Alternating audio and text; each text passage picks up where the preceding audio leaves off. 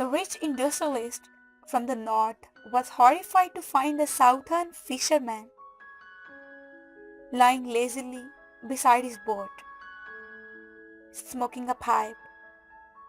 "Why aren't you out fishing?" said the industrialist.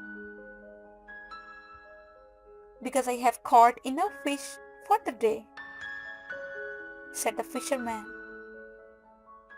"Why don't you catch some more?" "What would I do with them?" "You could earn more money," was the industrialist's reply. "With that, you could have a motor fixed to your boat and go into deeper waters and catch more fish. Then you would make enough to buy nylon nets. These would bring you more fish and more money.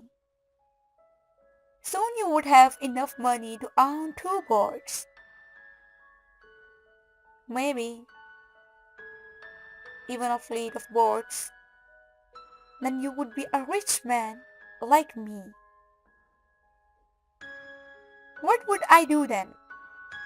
asked the fisherman. "Then you could really enjoy life. What do you think I'm doing right now?"